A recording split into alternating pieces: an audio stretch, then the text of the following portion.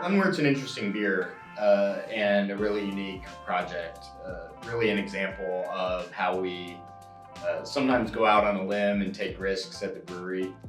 And this project really got conceptualized because, as you know, we often seek out and keep our ears perked up for different spirit barrel opportunities.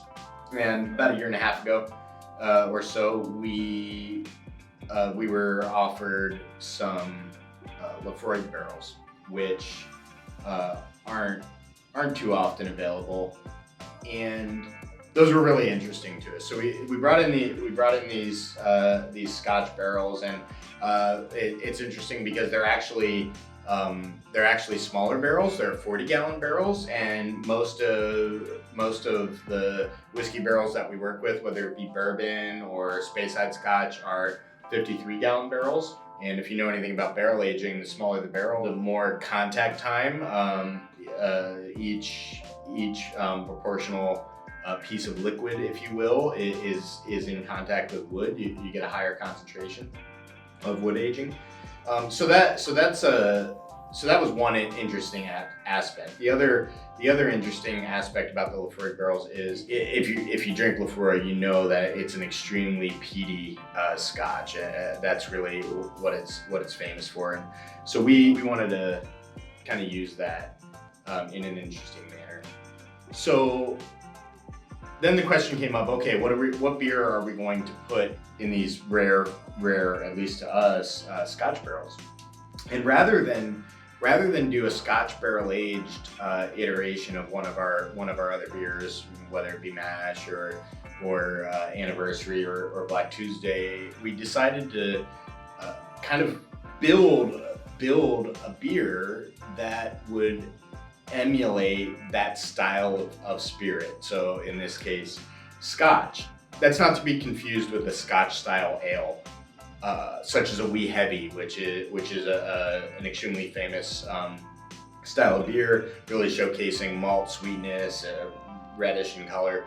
Rather, we wanted to actually design from recipe a wort from the brew house that would end up emulating drinking a fine Scotch when it came out of these barrels.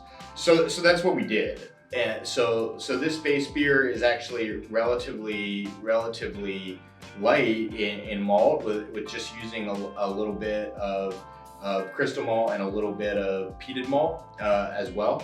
And then we put it down to rest in those Lefroy barrels. And the way that this beer developed over the time it's been aging has been incredible. And it's picked up a lot of color from those barrels, which was interesting to us.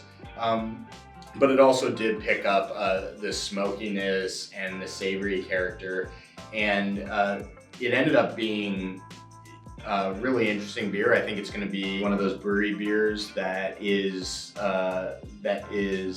descriptive of the experimental nature of our program. I also think that it's going to be a beer that some are going to love, and some are hopefully at least going to find interesting.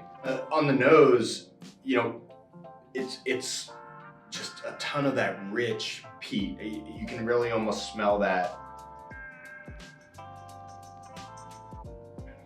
peat bog character. And then in the flavor, it's a rich kind of malty flavor, but then I also get an earthiness, even a little bit of cherry, and there's just a zing there of fruit that really almost kind of cuts that smoke. Another thing that's interesting is we normally don't expect great foam stability on a barrel aged beer, but this has some lingering lace, which is nice. And then there's the naming convention. Of course, Glenwort was put down as a working name for this project because we hadn't really done anything like it before with this type of exploration in mind. Glen, of course, is a common prefix in the naming of different scotches, and it actually means valley.